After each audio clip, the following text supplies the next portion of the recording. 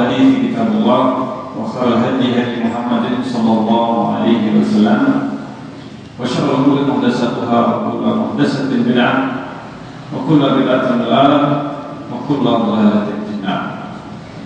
وبعد jemaah sekalian yang dimuliakan oleh Allah Subhanahu wa taala, kita lanjutkan pembahasan kitab Mada Ba'dal Maut, masih terkait dengan permasalahan syafaat yang nanti akan diberikan oleh Allah Subhanahu wa taala kepada kaum muslimin, kepada Rasulullah SAW. Dan setelah Rasulullah SAW diberikan syafaat atau hak memberi syafaat, lalu kemudian Allah SWT memberikan kepada para nabi yang lain, kemudian Rasulullah, kemudian orang-orang yang mukmin, orang-orang yang beriman, diberi oleh Allah SWT hak untuk memberi syafaat, orang-orang yang saleh, hingga manusia masing-masing amal perbuatannya akan menjadi syafaat. Al-Quran akan menjadi syafaat, akan memberikan syafaat kepada orang yang membacanya. Dan hadis tentang hal ini, syafaat dalam Al-Quran yang memberi pertolongan kepada orang yang membacanya, sudah dibacakan dalam kesempatan yang sebelumnya. Disebutkan setelahnya syafaat amal soleh. Amal soleh masing-masing orang akan bisa memberikan pertolongan. Sebagaimana disebutkan dari Abdullah bin Amr radhiyallahu anhu, anna Rasulullah sallallahu alaihi wasallam qala, wa Rasulullah sallallahu alaihi wasallam bersabda, as-siyam wal Qur'an, puasa dan Al-Quran, yashfa'ani lil abdi. Puasa, as-siyam, disebutkan di antara yang bisa memberi syafaat adalah puasa dan Al-Quran, sebagaimana dalam hadis yang sebelumnya. Kedua yang memberi syafaat bagi seorang hamba. Puasa akan berkata, amal solehnya yang berupa puasa itu akan berkata, as-siyam yaqulu siyam rabbi inni mana'tu ta'am wa syarab. Saya yang menghalanginya dari makanan dan minuman di nahar, di siang hari, wasyafi'ani bihi, maka berikanlah aku syafaat padanya, terhadapnya. Ini adalah puasa. Yaqulul Quran, bacaan Al-Quran akan berkata kepadanya. Bacaan seseorang akan diwujudkan oleh Allah. Bacaan Al-Quran seseorang akan datang dan mengatakan, Rabbi, wahai Rabb, mana'tuhun nawma bilail, saya menghalanginya tidur di malam hari.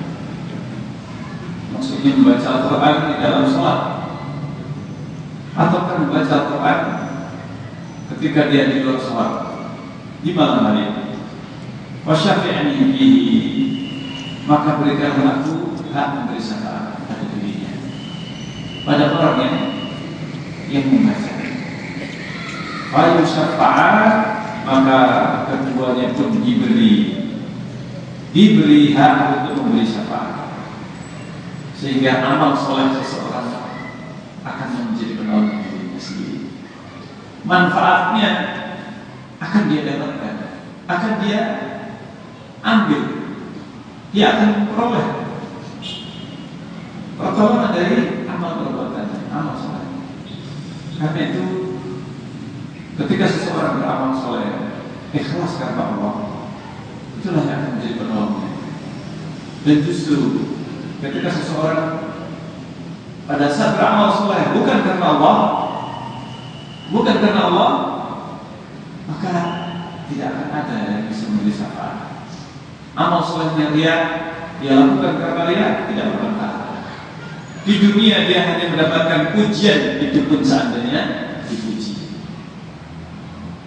Seandainya dipuji oleh orang, dia dapatkan pujian, tapi tidak bermanfaat. Pada saat seorang dia itu beramal, amal yang besar, bahkan jihad sekalipun, bahkan seseorang berjihad, bersedekah, amal soleh yang besar, akan tapi dia melakukannya bukan karena Allah, dia tidak ada manfaatnya.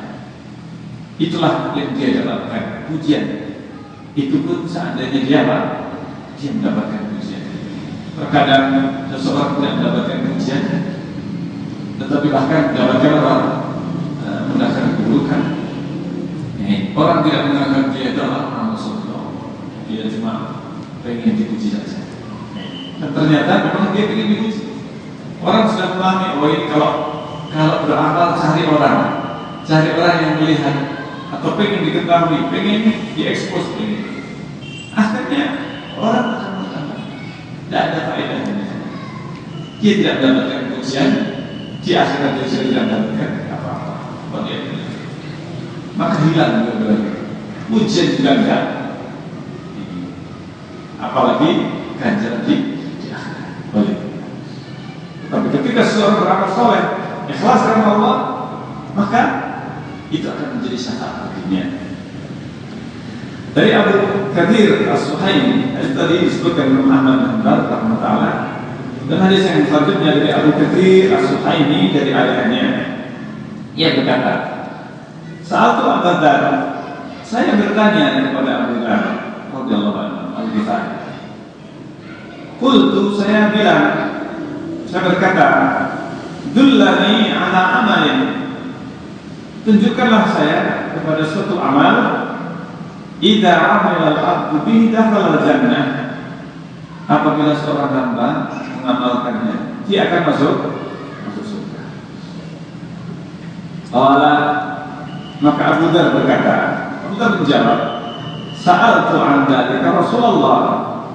Saya juga pernah bertanya hal itu kepada Rasulullah. Saya sudah tanya hal itu kepada Rasulullah. Beliau menjawab, "Yu'minu billahi wal yawmil akhir." Iman kepada Allah dan hari akhir.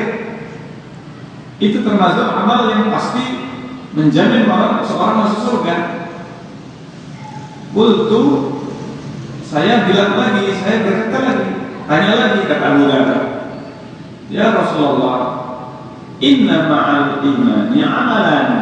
Sesungguhnya di samping iman ada amal. Artinya yang dimaksudkan amal apa setelah iman? Setelah iman kepada Allah dan hari akhir, amal apa? Qala yardahu mimma razaqallah. Dia memercikkan sebagian yang diberikan oleh Allah kepadanya, rezeki yang diberikan oleh Allah. Maksudnya bersedekah.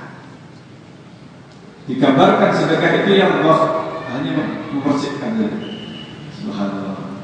Jadi sedikit dari apa yang dia dapatkan, rezeki yang dia dapatkan sedikit saja sedekahkan. Ya Allah, kata Rasulullah, percikkan, menumpahkan sebagian hartanya.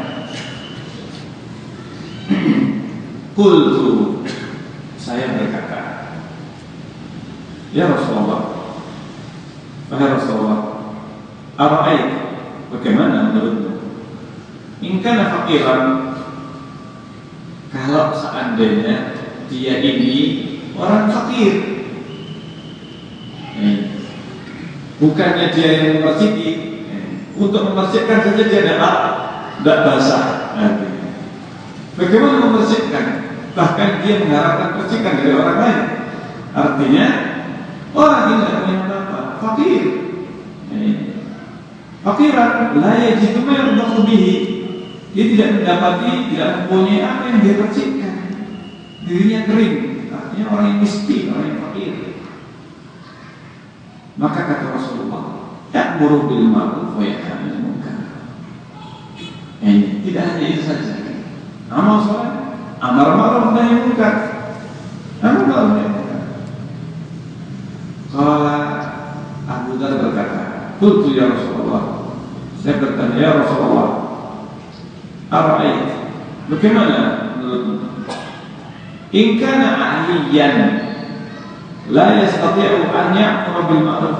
Bagaimana kalau dia orang yang sangat lemah, tidak bisa apa-apa? Ahliyan.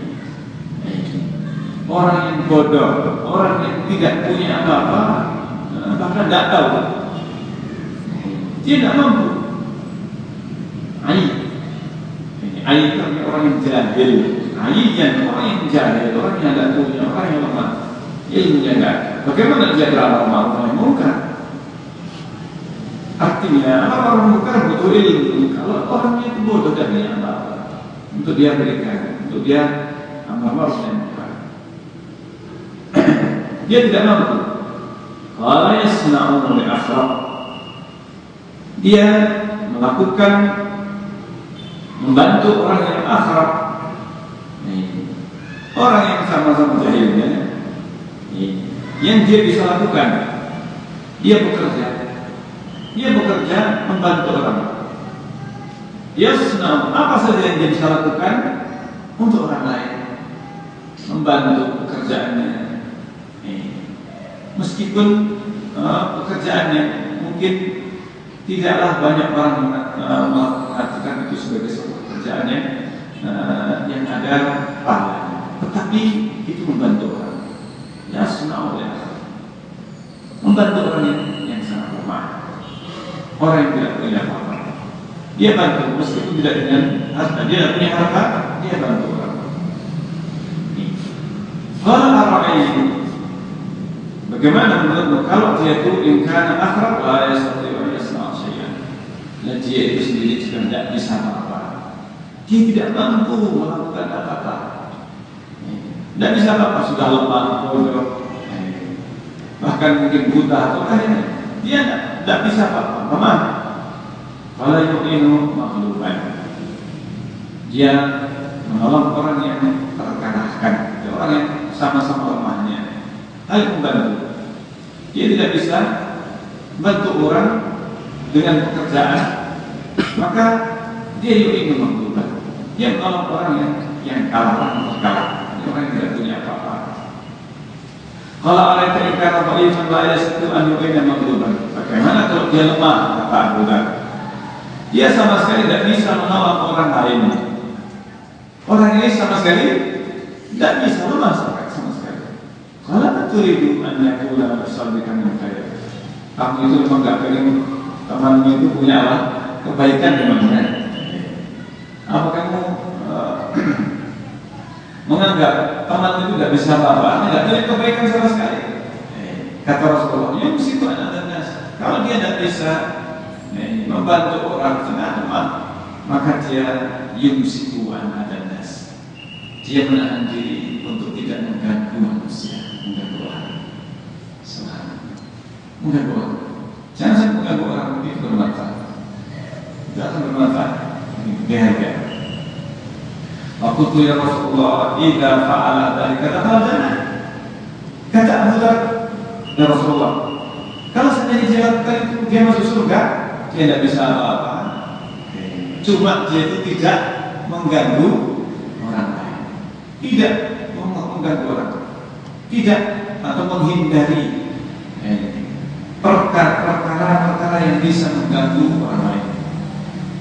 Kata Rasulullah, ma min muslim, tidak ada seorang muslim yaf'alu khaslatan min haula, yang melakukan satu saja dari sifat-sifat yang tadi dia sebutkan, illa akhadhat biyadihi hatta tudkhilul jannah, melainkan amal itu, perbuatan itu akan menggandeng tangannya dan memasukkan ke dalam surga. Masya Allah, memasukkan ke dalam surga. Amal yang sekecil-kecilnya, seorang yang lemah tidak bisa apa-apa, tapi dia tidak ingin mengganggu orang lain. Dia yang penting saya tidak mengganggu orang lain. Dia membuat sesuatu yang mengganggu atau mencelakakan orang lain, tidak berbuat dolim kepada orang. Yang penting saya tidak melakukan itu semua. Apa saja yang bisa mengganggu orang atau berbuat dolim kepada orang lain, itu semuanya akan bisa menolong dirinya, menggandeng dirinya. Akhadhat biyadihi, kata Rasulullah SAW. Seorang muslim, pokoknya muslim artinya seorang yang ada imannya, dalam hatinya ada keimanan, Dia tidak bisa berbuat apapun, tetapi dia menghindari perbuatannya mengganggu orang lain. Niscaya akan membawanya, menggandeng tangannya hingga masuk ke dalam surga. Gambarkan di sini akan menggandeng tangannya, amalnya. Amal soleh itu akan menggandeng tangannya masuk dalam surga. Ini hadis yang diriwayatkan oleh Bukhari dan dihasankan oleh Syekh-Albani rahimahullah dalam Sahih Hadits. Menunjukkan amal yang kecil saja ini bisa membawa seorang ke dalam surga. Apalagi seorang yang betul-betul mengganti tingkatan yang tinggi di dalam surga, dia berlomba-lomba. Fastabiqul khairat. Seseorang hendaknya kalau minta kepada Allah, apabila minta kepada Allah, hendaknya minta yang paling tinggi saja. Tidak perlu malu-malu. Kalau seseorang minta surga, tidak saat Allah jannah as'alul firdaus. As'alul firdaus. Kalau kalian minta surga, minta masuk ke dalam surga, minta sekali dalam firdaus. Fa'innahu adalah jannah ma'asatuha. Karena firdaus adalah bagian paling tinggi dan paling tengah dalam surga. Paling tinggi dan paling tengah, Masya Allah. Wa fawqahu arsyur rahman. Dan di atasnya adalah arsyur rahman. Di atasnya firdaus itu sudah arsy Allah Subhanahu wa taala. Makhluk yang paling tinggi dan paling besar. Di antara makhluk Allah Subhanahu wa taala arsy. Maka di bawahnya surga firdaus. Surga yang mana penghuninya Rasulullah SAW di dalamnya. Dan Rasulullah firdaus itu adalah sebuah kampung atau sebuah bagian dari surga, wilayah atau tempat yang ada di surga. Di situ masuk di dalamnya Rasulullah, rumahnya Rasulullah dan para sahabat, para nabi, para syuhada yang mereka mendapatkan surga firdaus. Yang lainnya ada di pinggirnya, ada di selain itu. Maka seseorang yang mengharapkan surga, hendaknya dia mengharapkan surga firdaus. Karena sebenarnya semua manusia seandainya masuk dalam surga firdaus cukup. Seandainya semua manusia itu masuk surga firdaus cukup. Akan tapi surga firdaus hanya dimasuki oleh orang-orang yang betul-betul mengamalkan amalan-amalan di dalam Islam yang berlomba-lomba, maka dia akan mendapatkannya. Setiap orang punya kesempatan, punya jatah. Allah SWT memberikan jatahnya di surga firdaus, di surga. Masing-masing punya jatah. Apabila seandainya seluruh manusia itu mereka melakukan amalan yang bisa membawanya, yang menyebabkan masuk dalam surga firdaus, dan semua manusia melakukannya, bisa cukup longgar. Masya Allah. Sehingga ini menunjukkan bagaimana Allah SWT. Nah, yang berikutnya adalah tentang adam syafa'atul muslim kafir. Tidaklah bermanfaat syafaat seorang muslim untuk orang kafir. Untuk orang ini secara umum. Rasulullah pun juga tidak bisa menolak ayatnya. Tidak bermanfaat untuk orang kafir. Satu ini saja gambaran Rasulullah tidak bisa, kekasih Allah Rasulullah SAW, manusia terbaik, pemimpin penghuni surga, tidak bisa memberi syafaat kepada orang lain yang musyrik. Siapapun yang musyrik tidak bermanfaat. Kalau Rasulullah saja yang oleh Allah SWT dijadikan sebagai kekasihnya, manusia paling dicintai oleh Allah, paling disayang dan termasuk kekasih Allah, hanya dua yang disebut sebagai kekasih Allah, Nabi Ibrahim dan Nabi Muhammad SAW. Itu pun tidak bisa, tidak bermanfaat. Ketika ditanya oleh seorang sahabat, ya Rasulullah, aina abi? Wahai Rasulullah, di mana ayahku? Di mana ayahku? Maka Rasulullah menjawab, abi wa abuka. Ayah ayahku dan ayahmu. Bapakku dan bapakmu di neraka. Rasulullah tidak bisa tolong ayahku, tidak bisa tolong bapakku dan bapakmu di neraka. Rasulullah SAW ingin seandainya Rasulullah mau menjawab iya di neraka, cuma dijawab saja di neraka, kira-kira bagaimana perasaan sahabat ini? Tentunya akan sangat sedih, Hanya saja Rasulullah ingin menunjukkan dan memperingan, jangan kau menyesali dan jangan kau terlalu bersedih dengan keadaan seperti ini. Wajar bersedih, tetapi kamu seperti saya. Rasulullah SAW menjawab dan mendahulukan abi wa abuka. Bukan hanya bapakmu yang di neraka, tetapi bapak pun juga, bapak saya juga di neraka. Maka dengan demikian sahabat tersebut menjadi terhibur. Ternyata bukan hanya bapak saya yang masuk neraka, Rasulullah, bapaknya pun di neraka. Maka jika demikian, siapa lagi yang selain Rasulullah yang bisa memberikan? Kalau Rasulullah sendiri tidak mampu untuk memberikan syafaat kepada orang tua, pamannya yang mengasuh, yang menggantikan ayahnya, sebenarnya bukanlah karena Rasulullah. Pamannya ingin mendapatkan syafaat Rasulullah bukan karena Rasulullah, tetapi karena pamannya Abu Thalib menolak dakwahnya Rasulullah, meskipun dia tidak masuk Islam. Maka di dalam bertahpi pertolongan itu hanyalah sekedar meringankan, akan tapi mengeluarkan dia tetap berada di neraka, karena orang yang musyrik tidak akan kekal di neraka, tetapi azabnya diringankan. Dan yang paling ringan apabila dipakaikan dalam sebagian riwayat, dipakaikan sandal dari neraka, otaknya mendidih.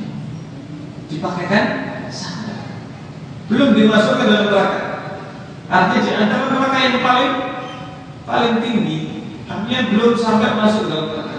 Kalau orang itu sudah jadi intimnya neraka, dia orang munafik. Makanya yang paling berat di antara hukuman dalam neraka adalah kemunafikan. Kalau orang itu sudah munafik, alhamdulillah. Makanya para sahabat mereka semuanya takut dengan namanya kemunafikan. Mereka semuanya takut. Para sahabat, tidak ada satupun di antara mereka yang tidak takut dengan kemunafikan. Para sahabat mereka semuanya takut, karena tempatnya di neraka yang paling rendah, bahkan di darkil asfal. Kalau seandainya digambarkan dengan bahasa kita, adalah intimnya neraka, kerangnya neraka. Balik, kerangnya neraka, bahan bakarnya api neraka. Allah berfirman di dalam Al-Quran, surat Ghafir, surat Al-Mu'min, Ma lil zalimina min hamimi wala syafi'in ta'. Tidak ada bagi orang yang zalim, orang yang kafir, min hamim, tidak ada kekasih orang yang menyayanginya, wala syafi'in, apakah penolong yang bisa ditahan,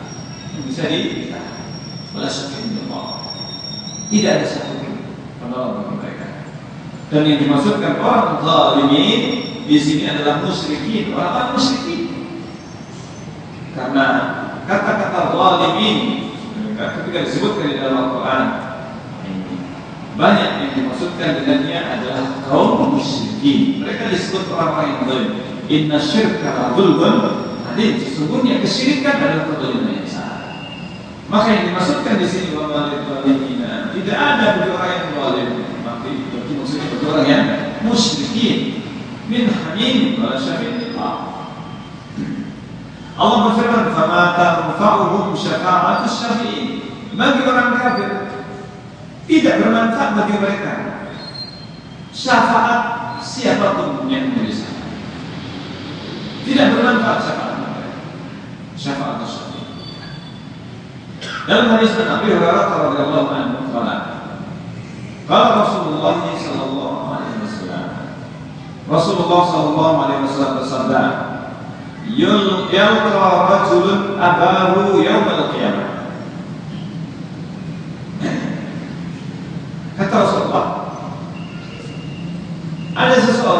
bertemu ayahnya pada hari kiamat. Fayaqulu, dia berkata, ya abati, wahai ayah, ayah min kuntu laka, ayah min kuntu laka, saya ini anak yang bagaimana terhadapmu dulu di dunia. Ayah min kuntu laka, fayaqulu, maka ayahnya menjawab, khairan ini, anak yang paling baik, anak yang berbuat baik kepada orang tuanya, berbakti kepada orang tuanya. Fayaqulu, maka yaqulu, dia berkata, hal anta muti'il yaum, apakah kau mau taat kepada saya hari ini? Fayaqulu na'am, maka dijawab, iya, saya akan taat. Fayaqulu, khudh bi uzrati, peganglah sarung saya, peganglah sarung saya. Dan nanti pada hari kiamat manusia dibangkitkan dalam keadaan telanjang. Pertama kali yang diberi pakaian adalah Nabi Ibrahim. Awwalu man yuksa yaumul qiyamah. Manusia yang pertama kali diberi pakaian Nabi Ibrahim. Maka pada saat itulah kemudian sang anak ini mengatakan, khudh bi uzrati, peganglah sarung saya. Fayaqulu bi uzrati, akhirnya dia pun memegang sarungnya. Semua yang qalitu hatta ya'ti Allah, kemudian berangkat dia pun datang kepada Allah SWT. Wa huwa yu'ridul khalqa, dan Allah dalam keadaan yu'ridul khalq, semua makhluk tampakkan ataukah balik kepada mereka yang ditolak. Fayaqulu ya abdi udkhul min ayyi abwabil jannati syi'ta. Allah berfirman kepada mereka, wahai hambaku, masuklah engkau dari pintu surga manapun yang kau kehendaki. Fayaqulu ya rabbi, maka sang anak berkata, wahai Rabb, abimai, wa abimai, ayahku bersamaku. Anak ini adalah anak yang soleh, yang berbakti kepada kedua orang tuanya, anak terbaik kepada orang tuanya. Artinya anak yang betul-betul berbakti kepada orang tuanya. Orang tuanya tidaklah seperti itu. Orang tuanya bukan muslim. Fa innaka wa'adtani, kata sang anak tadi, sungguhnya engkau telah berjanji kepada saya, Allah tukhziyani, engkau berjanji untuk tidak membuat saya sedih, untuk membuat saya sedih, tukhziyani, membuat saya terhina, membuat saya tidak senang, tidak suka. Allah berjanji kepada orang mukmin untuk tidak membuat sedih, untuk tidak membuat sedih hambanya nanti pada hari kiamat. Maka kata Rasulullah, fayansafullahu abahu dhab'an, ayahnya dirubah oleh Allah Subhanahu wa taala menjadi seekor dhab'an, biawak. Subhanallah. Ayahnya tadi dia datang kepada Allah SWT, sudah mau masuk surga, sudah ini calon penghuni surga. Dia ingin membawa ayahnya, syafaat maunya, beri syafaat kepada ayahnya. Karena orang-orang mukmin diberi kesempatan untuk beri syafaat kepada siapapun yang dia kehendaki. Maka dari penghuni neraka sekali, penghuni neraka dientaskan oleh kaum mukmin. Sebetulnya dalam hadis yang sudah terdahulu, orang-orang mukmin dia memberikan syafaat, diberi oleh Allah SWT. Maka orang mukmin ini dia melihat ayahnya, dia ingin mengentaskan, dia ingin menyelamatkan ayahnya.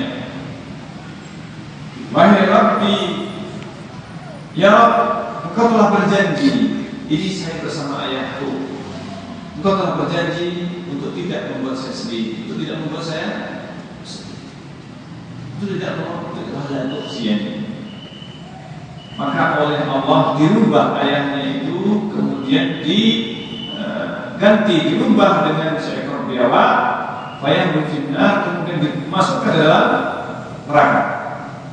Fayah khudha bi anfihi,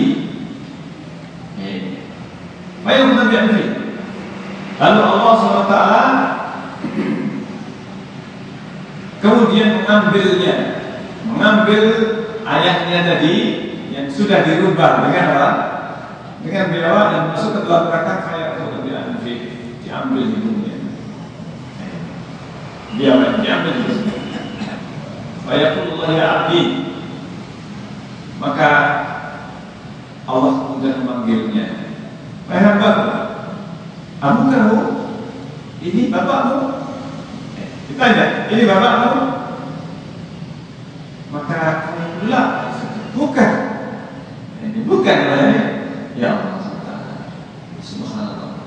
Allah Maha Kuasa untuk merubah hambanya, dan dia sudah tidak lagi mengenali ayahnya, dan tidak lagi dia ingat setelah itu.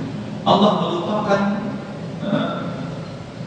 hubungan seseorang dengan ayahnya ketika ayahnya itu kafir, ketika siapa yang dia cintai itu kafir, maka pada hari kiamat Allah SWT akan melupakan, menghilangkan rasa sedih itu. Karena Allah yang Maha Kuasa untuk menghilangkan kesedihan, kegundahan, maka penghuni surga tidak ada lagi rasa sedih mereka.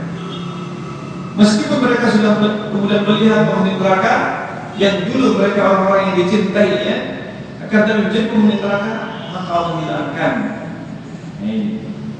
Allah hilangkan rasa kebencian, kedengkian kepada sesama, kepada orang lain, maka dihilangkan oleh Allah semua. Tidak ada lagi kesedihan. La khaufun 'alaihim wa la hum yahzanun. Tidak ada rasa takut dan tidak ada rasa sedih di hati mereka. Orang-orang yang masuk dalam surga. Kalau orang itu kafir, maka tidak bisa ditolong. Tidak bisa ditolong oleh orang yang mukmin sekalipun Rasulullah SAW. Maka pada saat nanti hari kiamat, kalau seorang menemui orang tuanya kafir, orang tuanya musyrik, tapi dia seorang yang mukmin sampai akhir hayatnya, maka oleh Allah SWT akan dihilangkan kesedihan ketika anaknya, ketika orang tuanya, Nabi Nuh yang anaknya, kemudian Azar ayahnya Nabi Ibrahim alaihissalam, Nabi Ibrahim alaihissalam ayahnya sendiri yang kafir, maka oleh Allah dihilangkan kesedihan. Meskipun di dunia Nabi Ibrahim merasa sedih ketika orang tuanya tidak masuk Islam, maka didoakan oleh Nabi Ibrahim alaihissalam, demikian sedihnya. Akan tapi Allah Maha Kuasa, Allah yang menciptakan hati manusia, dan Allah yang menciptakan hati manusia itu berbolak-balik. Allah Maha Kuasa untuk menjadikan seseorang yang dia cinta kemudian berubah oleh Allah. Allah Maha Kuasa. Seseorang itu bisa jadi pada awalnya mencintai seseorang, kemudian langsung membencinya. Kadang membencinya kemudian berubah oleh Allah hatinya menjadi bagaimana Umar, bagaimana para sahabat yang mereka dulunya membenci Rasulullah, akhirnya dirubah oleh Allah hatinya sampai menjadi yang paling mencintai Rasulullah. Demikian juga sebaliknya. Allah Maha Kuasa untuk berubah. Dalam Sahih Bukhari disebutkan, illa annahu qala, hanya saja di dalam Sahih Bukhari disebutkan, ya Ibrahim Abu Azar. Jadi yang disebutkan di sini kisah ini seorang, kalau di dalam riwayat yang tadi dari Imam Al-Hakim menyebutkan seseorang, tapi di dalam Sahih Bukhari kisah ini ternyata dengan lafaz yang lebih lebih kesakan tadi disebutkan bapaknya Ibrahim alaihissalam yang dirubah menjadi apa? Menjadi Ibrahim. Jadi Nabi Ibrahim yang mendapati ayahnya demikian. Allah berjanji kepada Nabi Ibrahim untuk tidak membuat sedih, ayahnya. Ketika memintakan ampun kepada Allah SWT, maka ini menunjukkan bagaimana Allah SWT Maha Kuasa untuk merubah hati manusia, membolak-balik hati manusia, bahkan nanti pada hari kiamat. Dalam hadis yang selanjutnya adalah kelanjutan yang berkaitan dengan perjalanan manusia pada hari kiamat, yaitu tentang haul, telaga Rasulullah SAW, dan juga yang lainnya, mizan, timbangan, dan sirat, jalan yang dipanjangkan di atas neraka jahanam. Allah Subhanahu wa taala berfirman di dalam Al-Qur'an tentang telaga ini. Inna a'tainaka al-kautsar. Sungguhnya inna a'tainaka, kami telah memberimu al-kautsar. Di sini Allah menggunakan a'tainaka, telah memberikan kepadamu, yang maksudnya nanti akan diberikan oleh Allah Subhanahu wa taala. Akan nanti dengan lafaz telah kami berikan kepada al-kautsar, maksudnya telah ditetapkan bahwasanya nanti akan diberi al-kautsar. Telah ditetapkan oleh Allah SWT bahwasanya engkau telah diberi al-kautsar, diberi hak, diberi oleh Allah SWT, dan itu sudah tertulis. Apa yang diberikan oleh Allah, yang akan diberikan sudah tertulis. Maka dikatakan inna a'tainaka al-kautsar, kami telah memberi al-kautsar. Apakah yang dimaksud dengan al-kautsar? Di sini disebutkan tafsir al-kautsar di dalam hadis Rasulullah SAW. Karena hadis adalah merupakan tafsir. Apabila terdapat tafsir tentang suatu ayat dari Rasulullah SAW, maka tidak ada maknanya. Artinya tidak ada tafsir yang lain kecuali itu. Meskipun nanti kautsar ini terdapat beberapa hadis yang kelihatannya ayat bertentangan. Karena sebagian menyebutkan itu adalah telaga, sebagian menyebutkan itu adalah sungai yang ada di surga, sungai yang ada di surga, dan beberapa yang lain. Hanya saja bisa dikompromikan.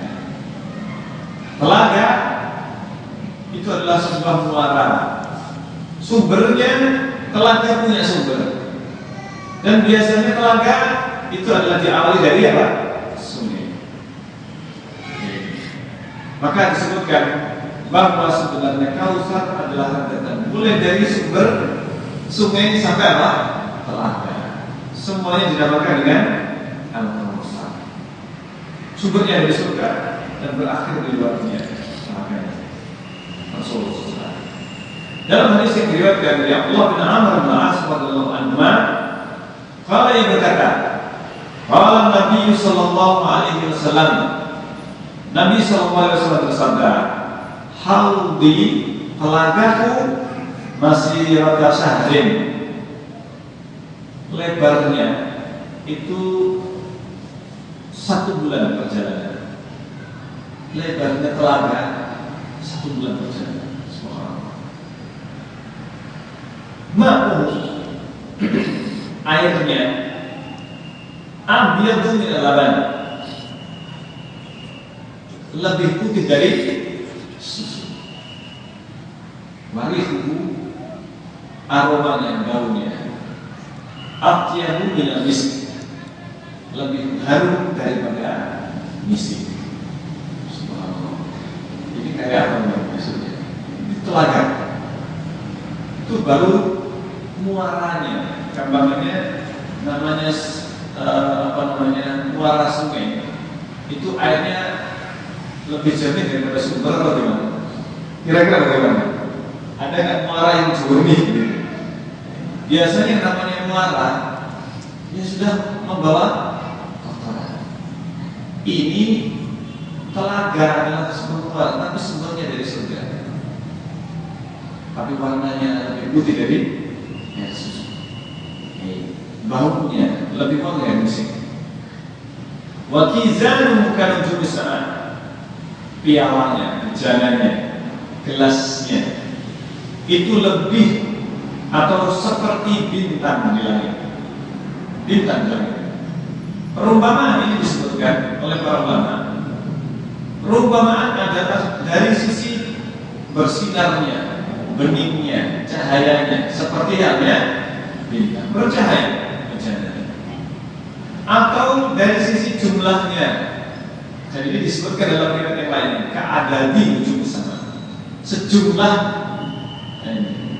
bintang yang ada di langit. Pernah kita menghitung bintang dan pernah kita tahu berapa jumlahnya bintang? Subhanallah, miliaran. Itu seandainya bisa dihitung dengan miliar, tetapi jumlahnya jauh lebih dari bintang, jumlahnya jauh luar biasa. Bahkan mungkin triliun atau triliun. Kalau orang itu mau meminum, dia lebih dari satu mujana bisa. Maka disebutkan setrika dan nujum sama, nujum sama seperti bintang pagi. Man syariba minhu, barang siapa yang minum darinya, fala yatma'u abadan, niscaya tidak akan haus selamanya. Tidak akan haus. Dalam satu riwayat disebutkan, ini hadis yang diriwayatkan oleh Imam Bukhari. Dalam hadis